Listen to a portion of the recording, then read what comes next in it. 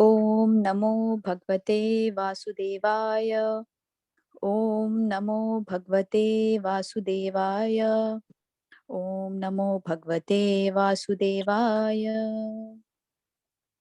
Srimad-Bhagavatam, Canto 1, Creation, Chapter 5, Narada's Instructions on Srimad-Bhagavatam for Vyasadeva. Text 1. Sutta Uvacha.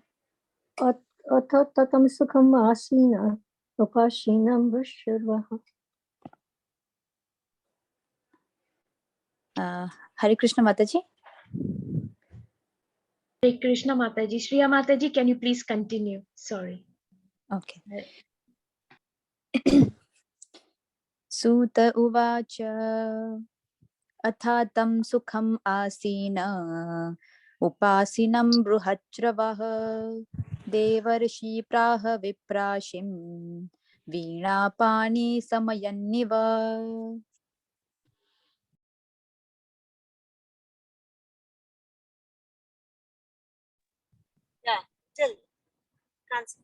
Sutta Goswami said, thus the sage amongst the gods, Narada, comfortably seated and apparently smiling, addressed the Rishi amongst the Brahmanas, Vedaisya.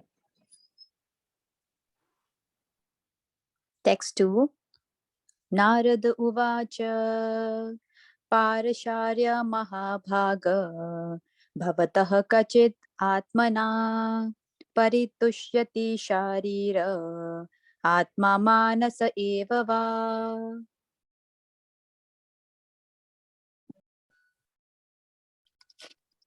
Addressing Yasadeva, the son of Parasara, Narada inquired, are you satisfied by identifying with the body or the mind as objects of self-realization?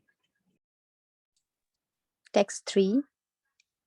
Jigyanasitam shushampannam apite mahad adbhutam krutvan bharatam yastvam sarvartha paribramhitam. Your inquiries were full and your studies were also well fulfilled, and there is no doubt that you have prepared a great and wonderful work. The Mahabharata, which is full of all kinds of Vedic sequences, elaborately explained. Text 4. Jignasitam adhitam cha bhramyattat sanatanam tathapi shocasya atmanam akrutartha iva prabho. You have fully delineated the subject of impersonal Brahman, as well as the knowledge derived therefrom. Why should you be despondent in spite of all of this, thinking that you are undone, my dear Prabhu? Text 5. Vyasa uvacha asyatya eva me sarvam idam tvayoktam tathapi natma paritushyate me tanmulam avyaktam agadha bodham prachamahe tvatma bhavatma bhutam. Sri Vasudeva said, all you have said about me is perfectly correct. Despite all this, I am not pacified. I therefore question you about the root cause of my dissatisfaction. For you are a man of unlimited knowledge due to your being the offspring of one, Brahma, who is self-born, without mundane father and mother. Text 6. Sa vai bhavan veda samasta guhyam upasito yat purushah puranah paravaresho manasaiva vishvam srajatya avtaya atir gunnah asangha. My Lord, everything that is mysterious is known to you because you worship the creator and destroyer of the material world and the maintainer of the spiritual world, the original personality of Godhead, who is transcendent transcendental to the three modes of material nature. Text 7.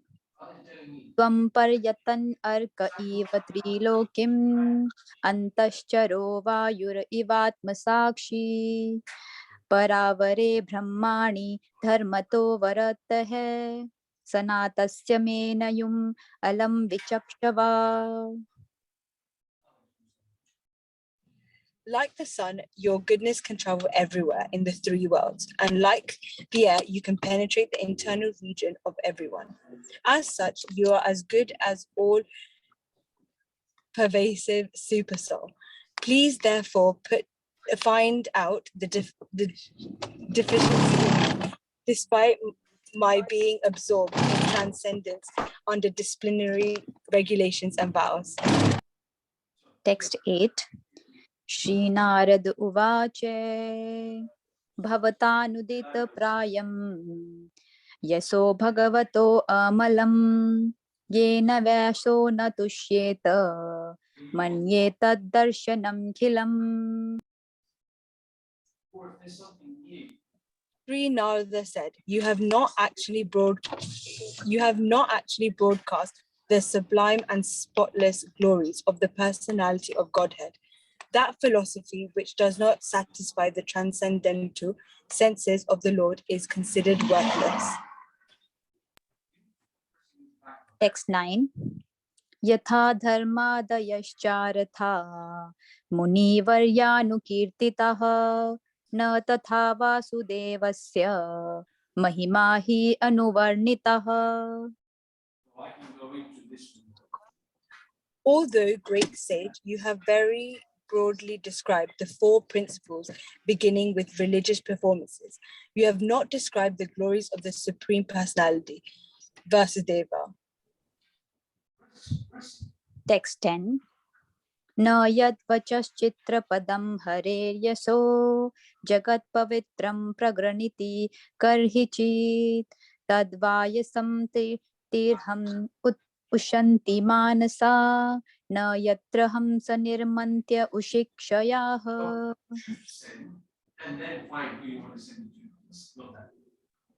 Those words which do not describe the glories of the world, who alone can sanctify the atmosphere of the world, of the whole universe, are considered by saintly persons to be unto a place of pilgrimage for crows. Since the all-perfect persons are inhabitants of the transcendental abode, they do not derive any pleasure there. Text 11. Tadvaga visargo janatangha viplavo yasmin pratishlokam abhadvate api namanya anantasya yasho ankitani yat shrunavanti gayantri grinanti sadavaha. On the other hand, the literature which is full of descriptions of the transcendental glories of the name, fame, forms, pastimes, etc., of the unlimited Supreme Lord is a different creation, full of transcendental words directed toward bringing about a revolution in the impus lives of this world's misdirected civilization. Such transcendental literatures, even though imperfectly composed, are heard, sung, and accepted by purified men who are thoroughly honest. Text 12. Naishkarmayam apya achyuta bhava varjitam no shobhate jnanam alam niranjanam kutah punah shashvad abhadram ishvare na karpitam karma yadyapi akaranam. Knowledge of self-realization, even though free from all material affinity, does not look well if devoid of a conception of the infallible. What then is the use of fruitive activities which are naturally painful from the very beginning and transient by nature, if they are not utilized for the devotional service of the Lord? Text 13. Atho mahabhaga bhavan amoghadhrag shuchi shravah satyarato dhratavrataha urukramasyakhila bandhamuktya samadhinanusmara tad vicheshitam. Oh Vasudeva, your vision is completely perfect. Your good fame is spotless. You are firm in vow and situated in truthfulness. And thus you can think of the pastimes of the Lord in trance for the liberation of the people in the general from all the material bondage. Text 14. Tato anyatha kinchana yad vivakshataha prathagdrashastat rupanamabhihi na karhichit kvapi cha doshita mate labhate vatahata nor ivapasadam. Whatever you desire to describe that is separate in vision from the Lord simply reacts with different forms, names, and results to agitate the mind, as the wind agitates a boat which has no resting place. Text 15. Jugupsitam dharma krute anusastah स्वभावरक्तस्य महान् वयक्रमः यद्वैक्यतो धर्म इति रः स्थितो न मन्यते तस्य निवारणं जनः. The people in general are naturally inclined to enjoy, and you have encouraged them in the way in the name of religion. This is verily condemned and is quite unreasonable, because they are guided under your instructions. They will accept such activities in the name of religion and will hardly care for prohibitions. Text 16. Vichakshano asya hati veditum vibhor anantaparasya nivertitah sukham pravartamanasya gunair anatmanas tato bhavan darshasya chestitam vibhoh. The Supreme Lord is unlimited. Only a very expert personality, retired from the activities of material happiness, deserves to understand this knowledge of spiritual values. Therefore, those who are not so well situated due to material attachment should be shown the ways of transcendental realization by your goodness through descriptions of the transcendental activities of the Supreme Lord. Text 17. त्यक्त्वा स्वधर्मणां चरणां भुजनं हरेत् भजन् अपवक्तो अथापते ततो यदि यत्र क्व वा भद्रम् अभुद् अमुष्य किं को वार्थ आप्तो अभज्यतां स्वधर्मतः. One who has forsaken his material occupations to engage in the devotional service of the Lord may sometimes fall down while in an immature state. Yet there is no danger of his being unsuccessful. On the other hand, a non-devotee, though fully engaged in occupational duties, does not gain anything. Text 18. तस्यैव हेतो प्रयेतो कविदो न लभ्यते यद् ब्रह्मतम् अपर्य अधः तल्लभ्यते दुःखवद् अनद्यः सुखं कालेन सर्वत्र गभीररंहसा.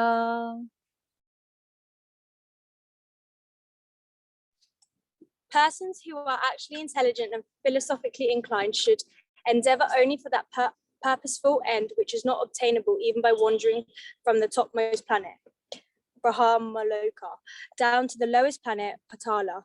As far as happiness derived from sense enjoyments is concerned, it can be obtained automatically in course of time, just as in course of time we obtain miseries, even though we do not desire them. Text 19.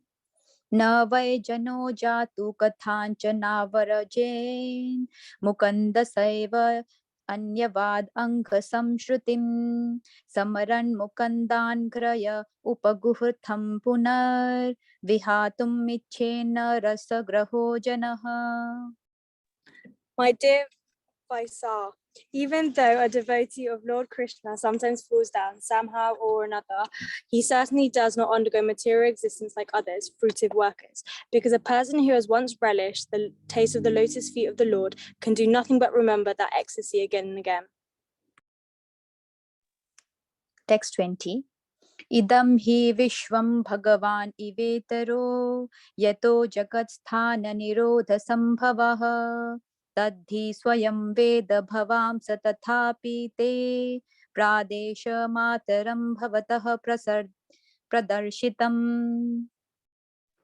The Supreme Lord Personality of Godhead is himself this cosmos, and still he is aloof from it. From him only has this cosmic manifestation emanated, in him it rests, and unto him it enters after annihilation. Your God self knows all about this. I have given only a synopsis. Hare Krishna. Hare Krishna. Hare Krishna. Thank you, Mataji.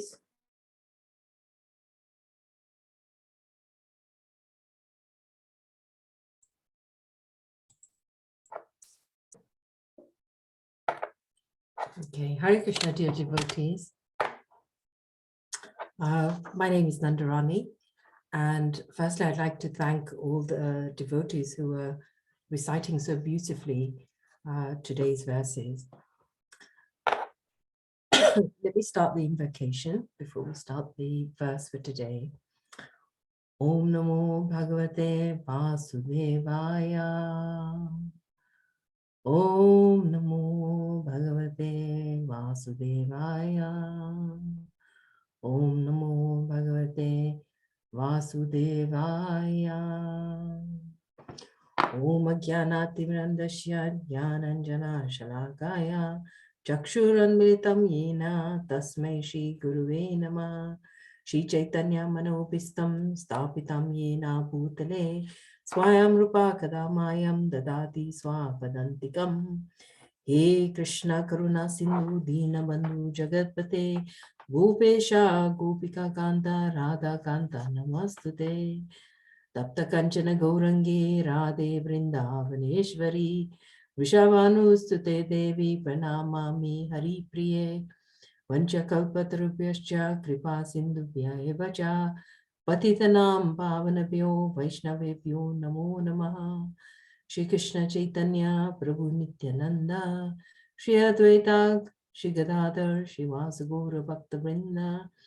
Hare Krishna Krishna Krishna Hare Hare Hare Ram Ram Ram Hare Hare. So thank you for inviting me today to cover the class, and the verse that we are actually covering is text 8. So before we go into text 8 and into the purport, to really look at what it is that Srila Prabhupada is wanting us to know from the purport. So, so far we've read from verses 1 to 9, or you've been covering that. Narada Muni fully understands the situation, the dilemma that Vyasadeva is in. And Vyasadeva inquires to him about the cause of his unhappiness, and he hints about the solution. Srila Vyasadeva requests his spiritual master, who is Narada Muni, to reveal to him the actual root cause of his despondency. And Narada Muni explains to Vyasadeva that, look, you've written so many Vedic literatures, and what you've done is you've broadly described dharma, artha, karma, moksha, but you haven't really got to the heart of what real truth is, or what real spirituality is, and that is to describe the glories of the Supreme Personality of Godhead, Vasudeva. So in this way, Vyasadeva, he also, Narada Muni also implies to him that after writing masses of literature, Vyasadeva has put so much energy into what is related to the body and the mind. And his spiritual master actually questions him by asking him, have you really used your time valuably? So now we're on text 8. And let me, because we've done the Sanskrit already, what I'll just do is just repeat the verse to you. Right, bear with me as I pull it out. Okay. So Narada Muni, Sri Narada said, you have not actually broadcast the sublime and spotless glories of the personality of Godhead. That philosophy which does not satisfy the transcendental senses of the Lord is considered worthless. Purport by His Divine Grace, A.C. Bhaktivedanta Swami Srila Prabhupada. Oh, we're on 8. Are we on 9? 8 or 9? 9. Yesterday we did this one. Oh, you Mataji. did this one yesterday. Okay, great. So I beg your pardon. So let's do number 9. Although great sage, you have very broadly described the 4 principles beginning with religious performances, and you have not described the glories of the Supreme Personality of Godhead. Purport by His Divine Grace, A.C. Bhaktivedanta Swami Prabhupada. The prompt diagnosis of Sri Narada is at once declared. The root cause of the despondency of Vyasadeva was his deliberate avoidance of glorifying the Lord in his various editions in the Puranas. He has certainly, as a matter of course, given descriptions of the glories of the Lord Sri Krishna, but he has not as many as given, but not as many as given to religiosity, economic development, sense gratification, and salvation. These 4 items are by far inferior to engagement in devotional service of the Lord Sri Vyasadeva, as the authorized scholar knew very well this difference. And still, instead of giving more importance to the better type of engagement, namely devotional service to the Lord, he had more or less improperly used his valuable time, and thus he was despondent. And from this, it's clearly indicated that no one can be pleased substantially without being engaged in devotional service of the Lord. In the Bhagavad Gita, this fact is clearly mentioned. I'd really like you to pay attention to the next paragraph as I read this, because there are some things that we're going to unpick from this as well. After liberation, which is the last item in the line of performing religiosity, etc., one is engaged in pure devotional service. This is called the stage of self-realization, or Brahma Bhuta stage.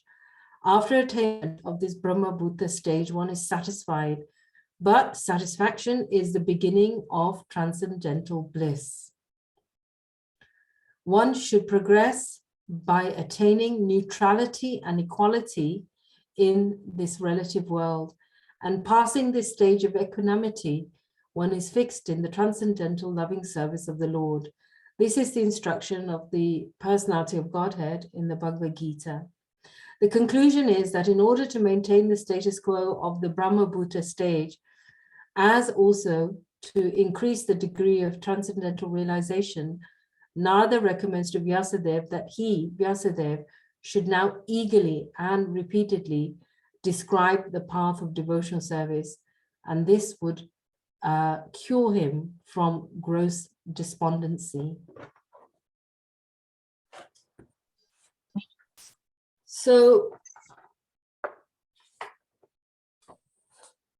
the bottom line is that we have a conversation between somebody who's so capable, Vyasadeva. You know, he's the father of Sukadeva Goswami, who speaks the Bhagavatam. So Vyasadeva is not an ordinary personality, and neither should we even think of this conversation as ordinary, because ultimately the Lord facilitates this with his great devotees for our learning. One of the greatest things about Vedic culture is, right from the beginning, you will have covered in chapter 2, that the perfection of religious activities they're not materially motivated, but religious activities are meant to focus us, to help us eventually surrender to the Supreme Personality of Godhead. And we can only do that by following the path of Narada Muni. Now, as devotees, we follow, the Brahma Gaudiya Vaishnava tradition, and that means that Narada, we follow the line of Narada Muni. Now, Narada Muni's bottom line in terms of his mission is very simple. Narada Muni travels the universes, different planets, and he does 3 things in particular. They are that he tries to alleviate the suffering of others, he glorifies the Lord the Lord's forms, pastimes, qualities, Lord's nature, and finally, he's enlivened and others are enlivened. So we can see that when Vyasadeva is asking, Vyasadeva basically created, the best of his work, and yet deep within his heart, he's feeling unsettled. He's not feeling quite, how shall I say, satisfied. When you've done a good job, often people will sort of, say, great, I've done a great job. I feel really satisfied with this. But as we know in the material world, there's very rarely ever any satisfaction, because anything that is materially motivated, again, I allude you to the verse in Canto 1, Chapter 1, verse 2, that we have to overcome cheating religion. Now, here's Vyasadeva. He's the epitome of a writer who's so connected to the Lord, and yet somehow or another he produces this great body of work, but he sort of skirts on glorifying the Lord, but he doesn't quite hit the spot, because what he's so concerned about is that those who take birth in the material world, that they have some order, and that they have a path to be able to enable them to eventually get to liberation. But Srila Prabhupada says, that in terms of coming to, at the stage of liberation, because liberation is also a materially motivated activity, because it's a personal selfish activity, that I want to be liberated. I don't want to come back in this world. I want to finish with everything. And Srila Prabhupada is telling us that, it's only after we get to the stage of liberation, or Brahma Bhuta, the stage of self-realization, that we become satisfied. So until we get to that stage, we'll never be satisfied. So here's the one message we've got to get clear. Stop hankering. This is for me, as well as what Srila Prabhupada is telling us here, is just to stop hankering in this material world, hoping and desiring that whatever you're aspiring for, even sometimes in our spiritual life, we say, well, I'm doing my sadhana, I'll do whatever I need to do, and then I want to go back to Godhead. Here we're being told categorically that you can only get to once you only get to the stage of liberation, can you start really progressing. And here Srila Prabhupada tells us that one should progress by attaining neutrality and equality relative to this world. So what does that mean? It means that in this material world, we're always going to experience ambiguity. Now, Vyasadeva has written these beautiful bodies of literature, but they are centered around the self-centered ego, who's always our constant companion and troublemaker, and also the mind, because the mind can never be present. The mind is so repetitive. It's either thinking about the past or it's thinking about the future. So anything materially motivated, that's how we'll be thinking. Either we're in the past, we're in the future, but we're never quite in the present moment. Being in the present moment means that you are in that moment connected to Lord Krishna in pure devotional service, and connected to the Lord in such a way that every word we speak, every song we sing, every dance we dance, it's to please the Lord and glorify the Lord. Until we're doing that, it's very difficult. So how does one do that in a material world where what I'm describing to you as pure devotional service appears incompatible? Well, Krishna is telling us, whatever you do it for my pleasure. So when he tells Arjuna, go and fight, yes, you're going to end up killing all these people. That's not what the Bhagavad Gita is about, but the essence is that you act for the pleasure of the Lord. And how do we do that? Well, Srila Prabhupada is alluding us. It's actually one of the most powerful statements I've actually read in the purport, when Srila Prabhupada says, get to the place of neutrality and equanimity in this relative world. Well, how do you do that? Because how do you get neutral to the modes of material nature? Because everything that Vyasadeva has written so far that, we're meant to be following is under the modes of goodness, passion, and ignorance. Now, anything that's under modes is going to be distorted. So how can it be neutral? In the ultimate goal of any religion is to find the truth. So how can we find the truth if we are covered by the modes of material nature, depending on whether you're goodness, passion, or ignorance? The messages, how we process things, how we see the world, whether it's through our cultural upbringing, our wounds, our desires, all of that has to be processed through us before whatever how we're going to perceive the world will come out. So of course there's going to be quarreling, of course there's going to be difficulties, of course there's going to be challenges, because we're not actually perceiving the truth in anything that we're doing or receiving unless it's linked directly to the Supreme Lord. So my question to all of you is that, are we neutral in everything we do?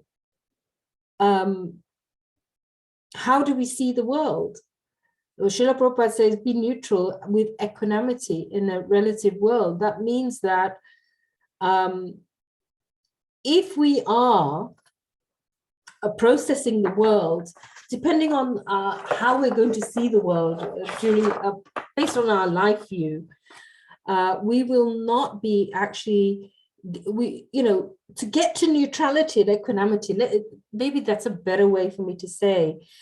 If you want to get to neutrality and equanimity, there are some hurdles that we have to jump.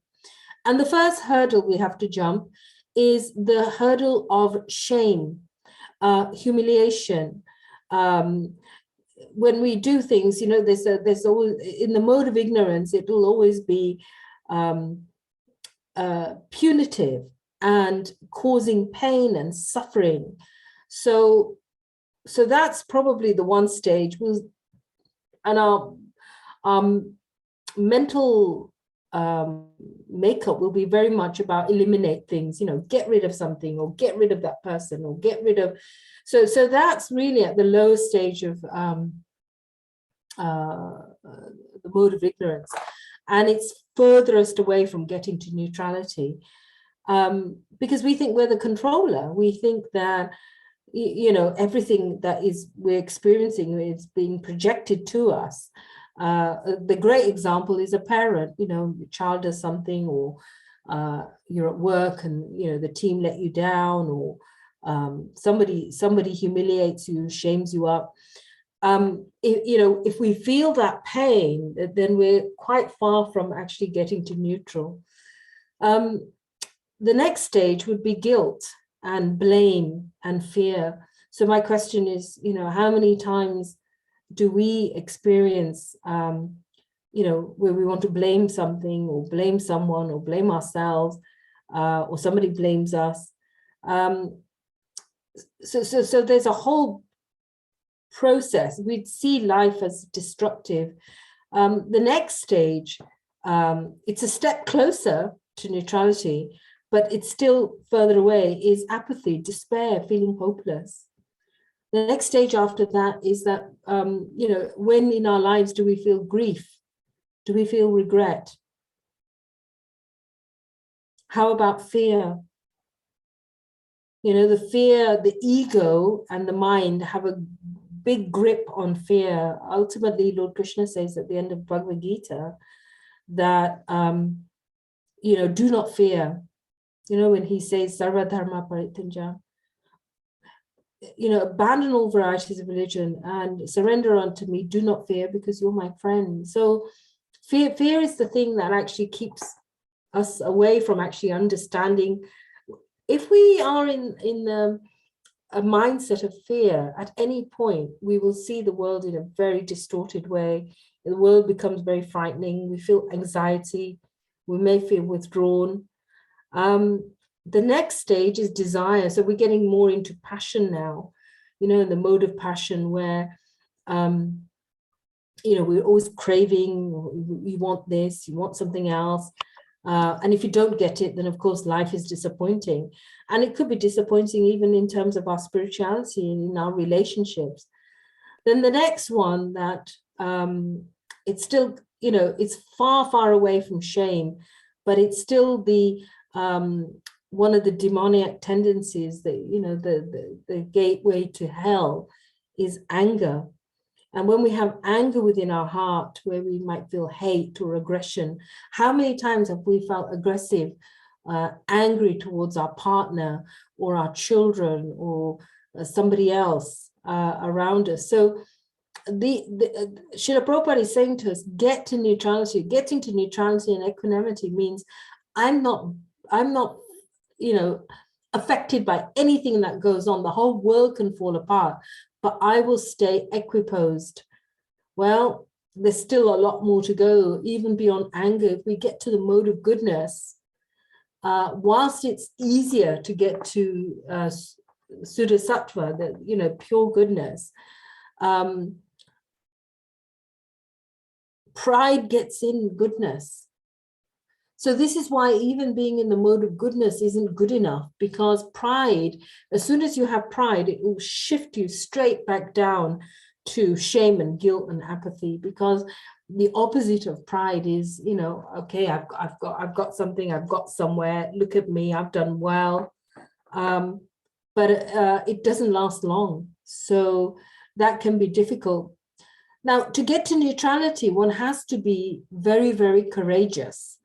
And courageous means that, in a way, Lord Krishna got Arjuna to being courageous and neutral. Because until then, Arjuna was saying, oh, if I do this, the family tradition will be annihilated. And look, these members of my family, I don't want to act in a way that's going to hurt them. Better I'm tiny and, and I just hide away under the, whatever it is, a stair cupboard or whatever, and I don't want a problem. Well, Lord Krishna is saying that's not going to work either, because being passive or a victim won't help.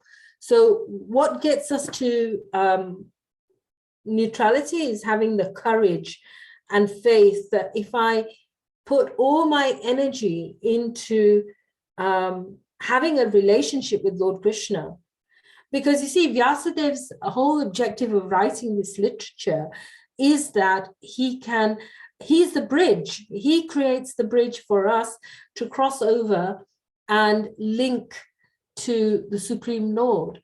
Well, here Narada Muni being the perfect teacher and Vyasadev being the perfect student asks Narada Muni,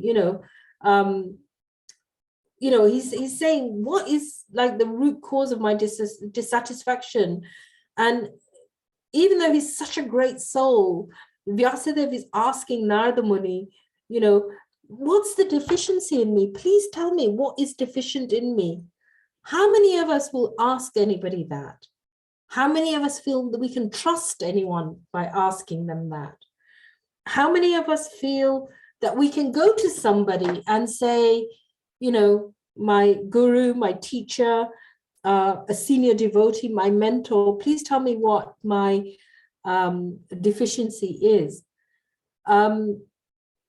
But here, he's asking for that beautiful, loving, it's part of the loving exchanges to be able to reveal your mind, not to just anyone, but here, Vyasadeva is revealing his mind and saying, look, I've done all this, but I'm still not feeling happy and satisfied within myself.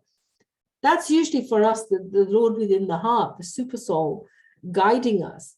But this is why we need Guru, Sadhu, and Shastra. Sometimes we think we can chant our rounds, read Bhagavatam, and we'll go back to Godhead. But the missing link is the personal association. So here, Vyasadeva is having that personal association, and he's saying to Narada Muni, tell me what's deficient. And so because Narada Muni is such a great teacher, he does something where he just gets to the heart of it quite quickly. He doesn't skirt around the bushes. Narada Muni, I know certainly sometimes in my work, if I'm doing inspections and you walk into a school and you're looking at 50 things in your head about standards, maybe it's leadership, maybe it's teaching and learning, maybe it's about the curriculum, maybe it's the business aspect of the school. I mean, the list goes on. Maybe it's pupils, maybe it's safeguarding, maybe it's the curriculum. But when you walk in, you notice everything. You notice the people, you notice the reactions, you notice what isn't shown to you. And then what you have to do is overlook a lot, notice everything, overlook a lot, and then just focus on a little. And, Narada Muni's done exactly that. He's got right to the heart of it. He's got the perfection of it, the diagnosis, by saying, you're not feeling that great because you're ultimately, we know that you want to help the living entities. Because remember, the great souls, their only intention is to help living entities. And Vyasadeva wants to do that. But he's got so bogged down in do this, don't do that, and this is what we need to, in terms of all the Shastras and the Vedic literature, that he's forgotten to say, oh, by the way, the most important thing is that you worship the Supreme Lord and you engage with the Supreme Lord and you think about the Supreme Lord, and therefore you act in devotional service. So Narada Muni here acts as that perfect teacher following his own path, that he alleviates the suffering of Vyasadeva, because Vyasadev's not feeling that great, and he's now being put on exactly the right path. He's, he's getting him on the path without shame, without guilt, with appreciation that this is exactly, since you've asked, because as you know, dear devotees, ladies and gentlemen, the opening of the Bhagavatam, the opening of the Bhagavad Gita is all about the student and the teacher relationship. The teacher doesn't just open their mouth and say, here I am, the great I will instruct you. The teacher starts doing nothing really, waiting for the student to approach the teacher, to approach and say, look, I'm not sure about this. Can you tell me? Can you reveal to me? So that's one of the exchanges, one of the etiquettes that in devotional life that, our cultural, the cultural capital of knowledge starts with the student and a disciple relationship. So even for us, we will feel that dissatisfaction within ourselves. We're working every day, whether we're at home or at work, we're still not feeling like what we might be doing in our devotional service is cutting the mustard, as they say. And the root cause of that is, and it will be for 99% of the population, that they simply won't feel that satisfaction until they are at that stage that Srila Prabhupada says of neutrality. When you are feeling neutral and your ego is in check, your mind is in check, and they are, the ego, the mind, everything is engaged in the service of the Supreme Lord, then somehow or another, we can also feel satisfaction in our lives.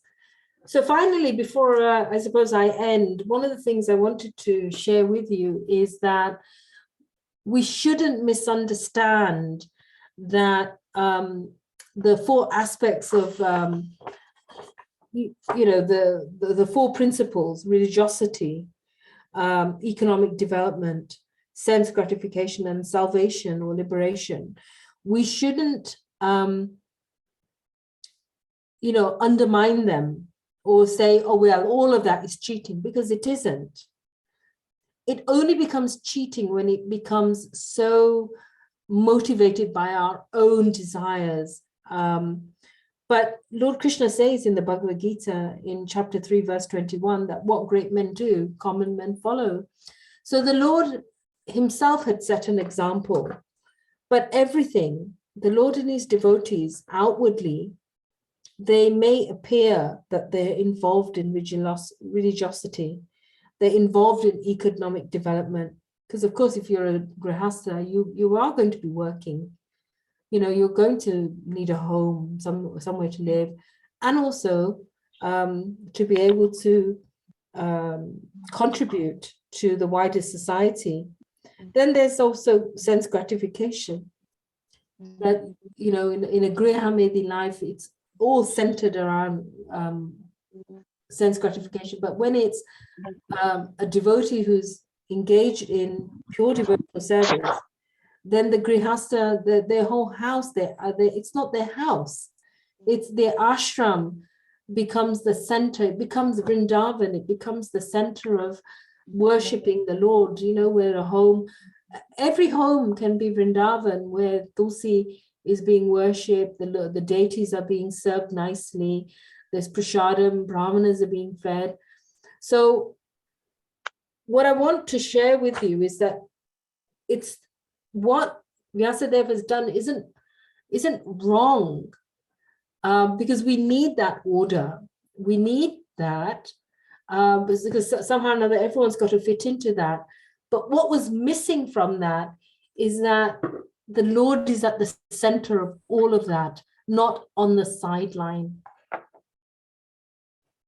So on that note, it's 2034, and I'm going to stop, and I'd like to invite you to ask questions, perhaps corrections, perhaps sharing. What I'd love to hear is your realizations. Was there anything in that you felt helped you, made you think differently? And don't all scream at once, by the way. I'll say, Hare Krishna, Sarishbhai and Kitty, Ben.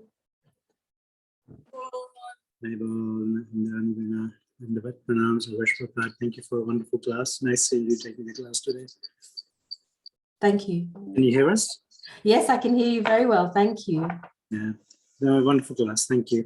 Just have a nice, so I guess a realization from my own experience. We all pray to be humble. Yeah. And the corollary to humbleness is we have to be able to tolerate humiliation. Yeah. But we pray to be humble. The moment humiliation comes, we get riled up. I do, at least. Yeah. So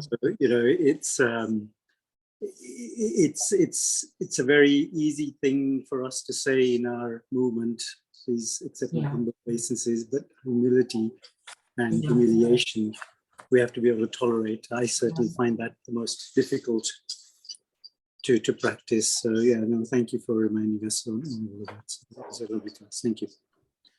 Thank you so much, Sarishbhai, for sharing that, because what you're sharing here, I'm absolutely sure it will ring true to everyone here. Shreya, Pushti, Rita, I don't know all of you, Krishangi, Kokila, Pushpaben, all of you here. It will ring true to all of us because we have all been put in trying and challenging ways. I mean, even I could cite off example after example of, and sometimes the greatest challenges come in our own relationships with, sometimes we think our devotees, because it's all based on our own aspirations and our hopes. But there's one way to come over that, and it is that the truth is that the soul never, ever experiences any of that, the shame, the humiliation.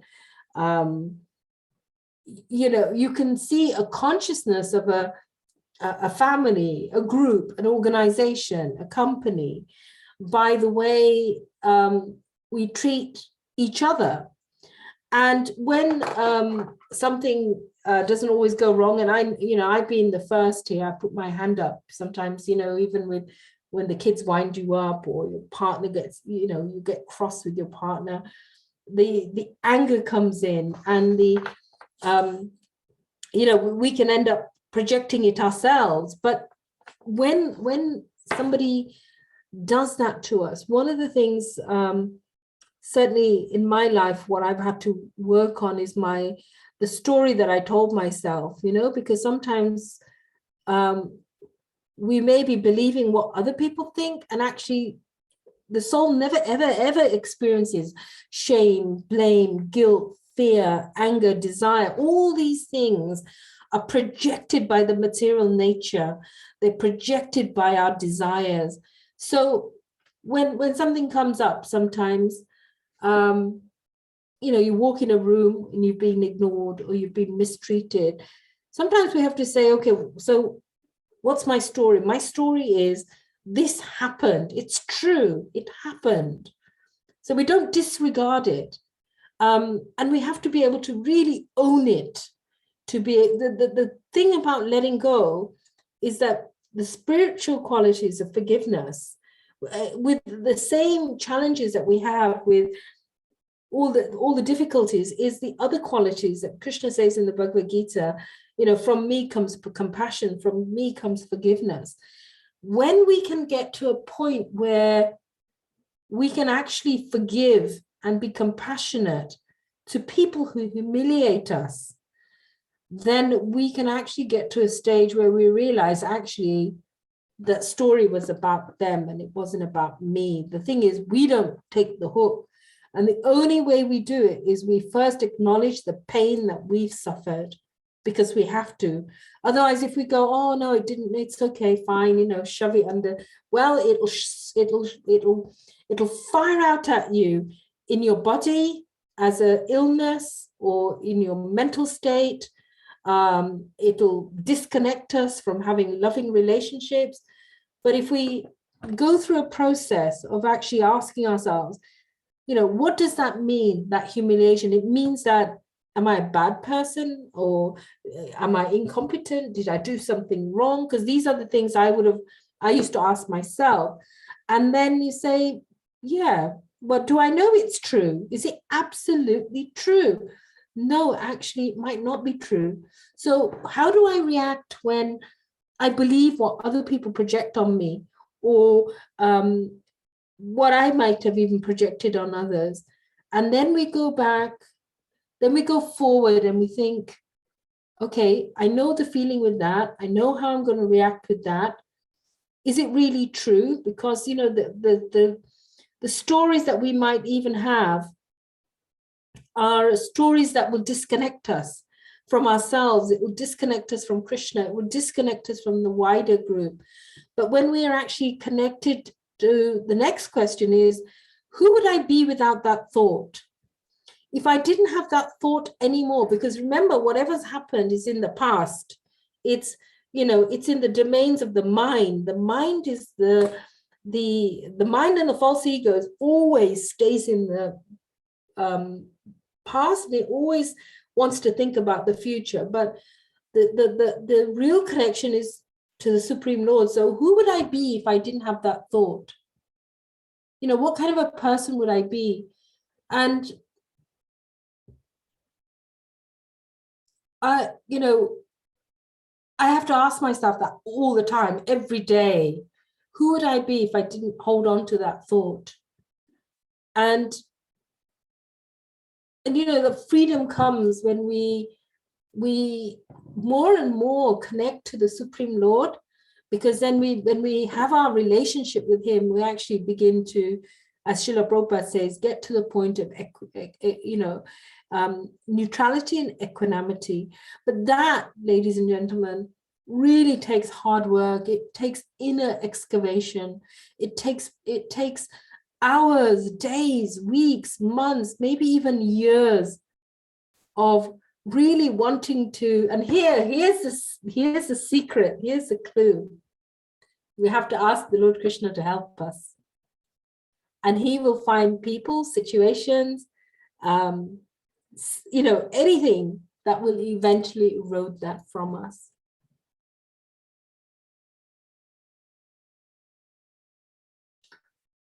So it's 3 minutes left. Does anybody want to ask any other question before I close?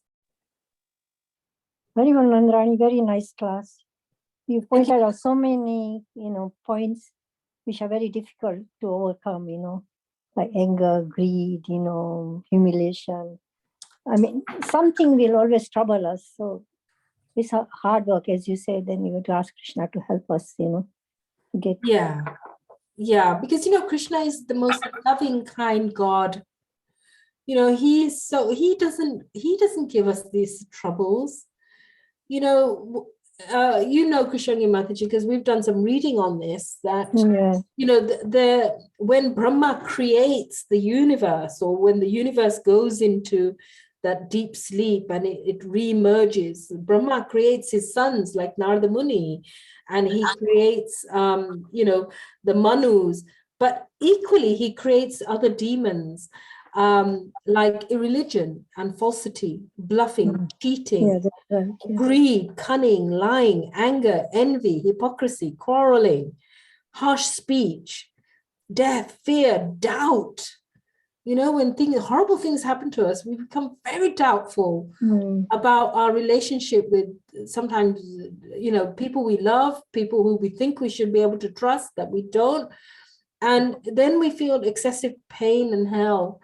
But, you know, the more we surrender to Lord Krishna, and keep, you know, some people say, don't ask Krishna. Well, Krishna already knows what we want, but, you know, it helps sometimes, because, you know, when I thought about these demons within my heart, you know, how many times have I bluffed, and, you know, how many times, you know, even in small things, I might have cheated, or, you know, how many times do I feel anger, because I'm like, you know, the queen of anger. Always, you know, things that tick me off, you know, because I'm attached to things being a certain way. Like, you've been brought up in a family where things have to be systematic and orderly. You know, my mother was a great taskmaster. She'd recite the whole Bhagavad Gita, but for her, dharma was also doing your duty well. And if you didn't do your duty well, and if the rotis weren't round, and if the dishes weren't sparkling, you know, the aluminium dishes, then, you know, you'd get beaten. And so then, you know, there's underneath that, because what we have to excavate is, when we're feeling these emotions and feelings, what's the belief underneath it?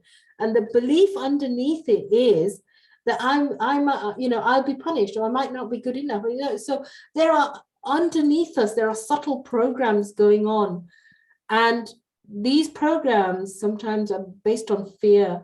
And it's when we have fear that, you know, these things within our heart that we don't really want to face, and we definitely don't want anyone to know about, but they're in us, you know, Krishnagi Mataji, and we haven't got a long time on this planet. I know. So we've got to just get with the plan of what is it that I need to do. And here Narada Muni is saying categorically to you know, Vyasadeva, stop wasting time. You've wasted your time so much writing these wonderful literatures, but it doesn't get to the heart. And so for all of us, you know, I'm imploring to you Narada Muni's message, that just, you know, just give up everything now. Just Yeah. focus on Krishna. Krishna, He will take away, you know, where there's, you know, lack of confidence and doubt. Is Krishna really there? I'm reading this. Why aren't I feeling it in my bones? You know, why don't I feel Krishna within my heart? Why don't I see the, you know, the Bhagavatam verse, Krishna Vasudevaya, Hare Paramatmane, Pranat Klesha Nashaya, Govindaya Namo Namaha. Why can't I see Krishna in everything, in everyone? Because when I can, then I will go beyond neutrality. I will go beyond, you know, just peace. I will be able to see the beauty of even the most difficult challenges that I've had. And as you know, Sailesh Bhai said, you know, that the humiliation is, you know, for all of us, it's a point of actually sometimes, you know, it's like annihilation. You just want to die. And I have personally experienced that myself. And I think that is the ego. Don't believe the false ego. Because the truth is Krishna loves you unconditionally. We have to just let go. Well, I had to say that to myself. I had to let go. Where am I duplicitous? Where am I violent in my words? Where am I violent in my thoughts? Where am I violent in what I'm saying and doing? Am I fault finding? Why, you know, I can go on and on, but I'm going to stop. But Hare Krishna, Mataji. Sorry yes, to, take you more time. Please accept my humble obeisances. Oh, Lord Srila Prabhupada. Thank you for a wonderful class. Just maybe a silly question. So, like, you know, you said we practice humility, we practice tolerance. We try very, very hard yeah. to tolerate the humiliation, or so, like, you know, how. Okay, theek hai, yeah, that's fine. We can, you know, we will struggle. We will listen to the classes. We listen to Bhagavad. We will say, okay, fine. But what about the other person who's got a habit of putting others down or humiliating everyone? Especially like, okay, outsider, we can say, okay, they are material. Don't worry. So when we get that from our senior, we respect them and we really class them as our shiksha gurus, your gurus, and they are always humiliating you. So is that like is there any way to stop that, or is that any way to like for you know, is there anything to stop them doing that to their like younger junior devotees? So how do we go about that? Okay, so my question to you is, how do you deal with it? I just switch off for a couple of days, and good thing about this Kali Yuga is you're forgetful. You just forget it then after a little while. But like, you know, so like we are going to preach, Okay. we are going to repeat the words. We've been told to repeat whatever we learn from these classes, we repeat to others, you know? Like we repeat to other, we tell them, look, last night we heard this. But like, you know, I know nobody ever maybe asked this question. So how can we us stop okay, we learn to tolerate, but how can we stop humiliating others? How can we stop, okay, you know, like the younger ones, okay, you doing this, you doing, you know, like a non-stop. How can we stop that? Well, you know, there are two ways of dealing with this. The first way, well, there are many ways of dealing with this. The undesirable way is to humiliate the person back. So, you know, a cheek for a cheek. And as you're saying, no, I don't do that. I just, you know, my mother-in-law used to say, you know, go and drink a glass of water, calm down, and it will be all right, you know, or they'd say, eat an extra roti and it will be fine, you know. Well, that's not the case, because what you're doing is you're internalizing it. And what happens when you internalize it is you become resentful and you become angry and you become revengeful. So that doesn't work, okay? If you stuff it inside and you say, I'm forgetful, well, you're not forgetful, because you're saying it happens. and it Exactly, won't yeah. happen. So that's one way, the passive aggressive way. And, the only person that gets hurt is yourself. The second would be to really think deeply about, because it really depends on different situations. It might be, you can approach this person, you may have to say, look, I need to sit down and have a conversation with you, and tell the other person that, I know you're correcting me but whatever, but I find this really hurtful. Now, some people don't have that in their radar to be able, because, if we're brought up in a culture where you never speak, I was brought up in a culture never to speak anything to anybody who was older than me. Even I was told, even if I was wrong, be quiet and just tolerate it.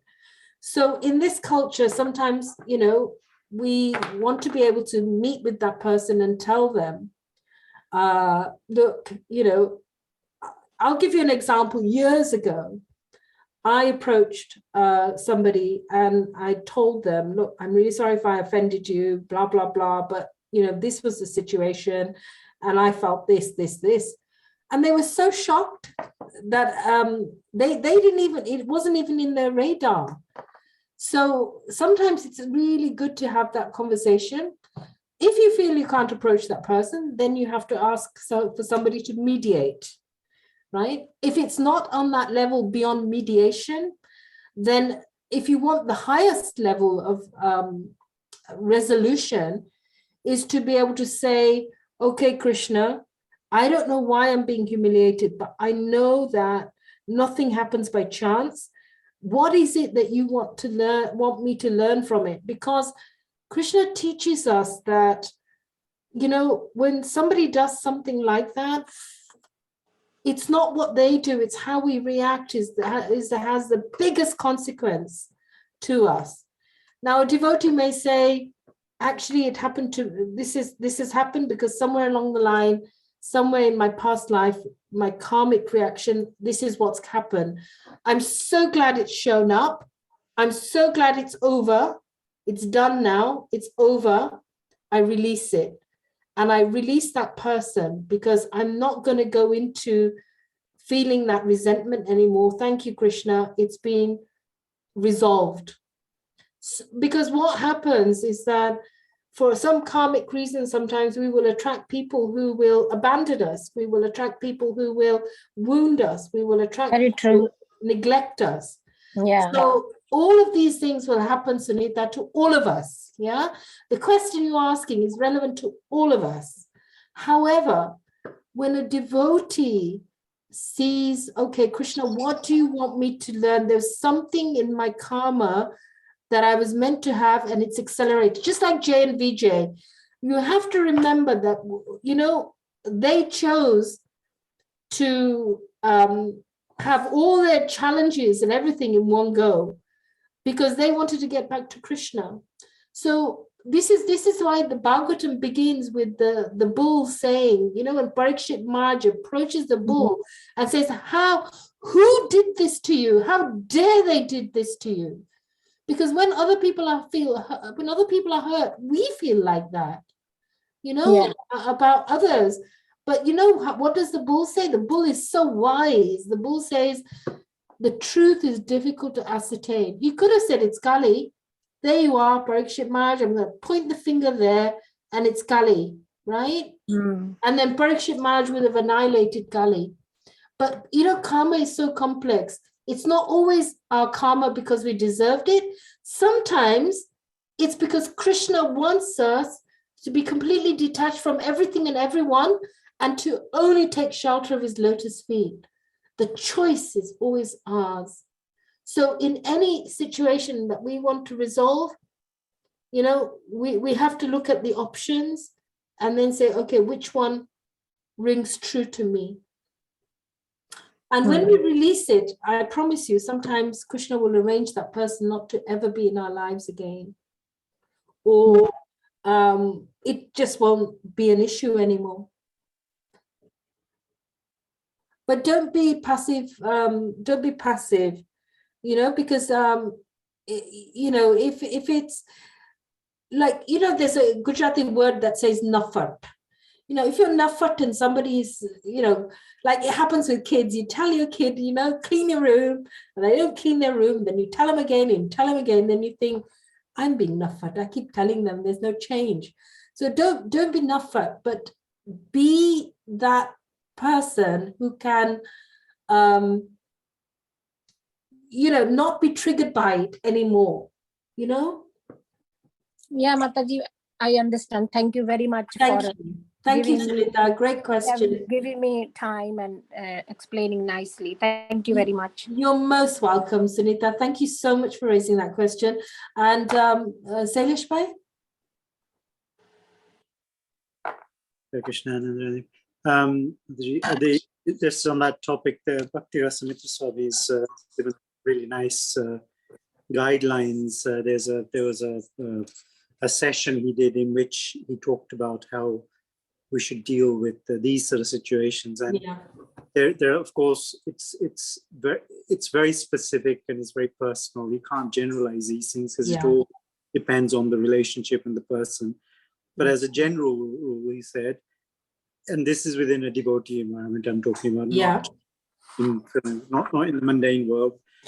In the devotee environment, if your relationship with the person that you are having a problem with is that person is a senior, then we should tread very, very carefully with a lot of caution. We, generally speaking, may not be qualified to question us, particularly if you've taken them on board as a Siksha Guru, then there may be reason why they're humiliating us, and maybe we're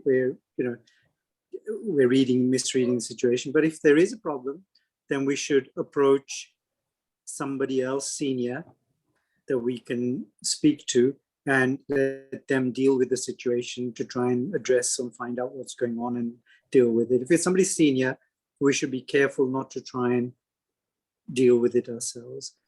That was my concern, Prabhuji. So we should approach somebody else that we have confidence in, somebody senior that we respect, and speak your mind to them, and then let the senior and authorities deal with it, because it's we like can create an Prabhuji, offense, sometimes, and we should be careful not to create an offense. That's all. Sorry, Sunita, will you just sit tight, Sunita, for a moment, my love? Please let Salish Bhai finish, because he's going through a process, and it will be helpful to all of us to make a note.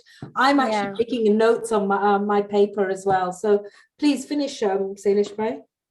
If the person that we're dealing with is an equal, then so the Vaishnava relationship structure comes in. If there's a senior, then we have to always treat with respect. If it's an equal, we can treat with friendship, cautious friendship. If it's an equal, then we may sit down with them in the presence of other devotees and share concerns to try and deal with, if it's somebody equal. If it's a junior, then we treat with compassion, with careful words, not to be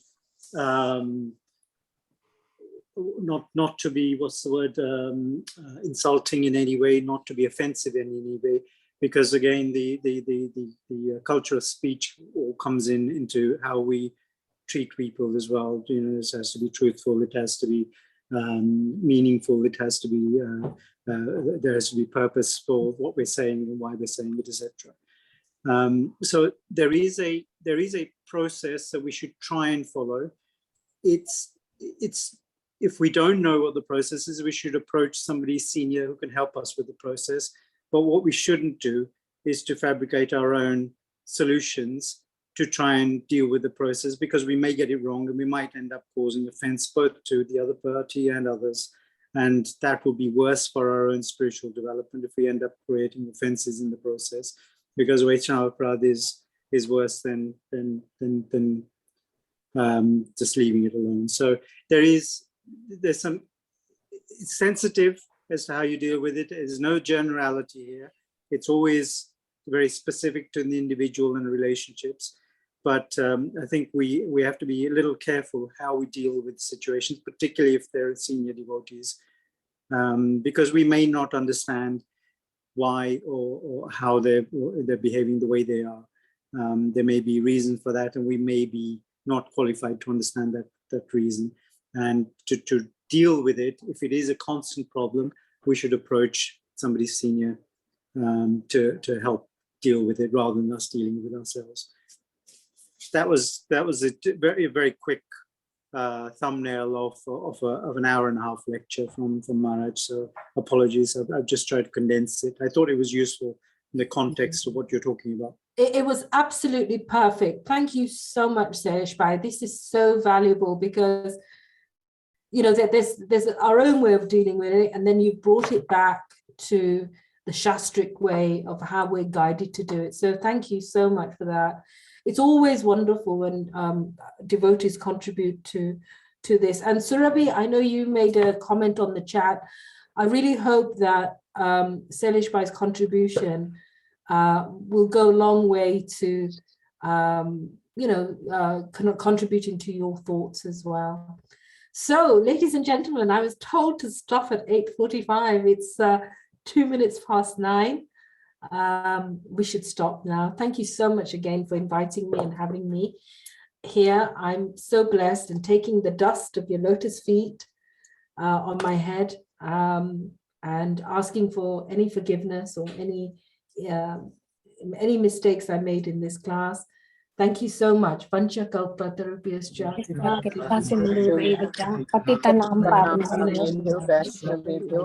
Nandrani Mataji. Hare Wonderful. Krishna. Thank you. Thank you. Very nice class.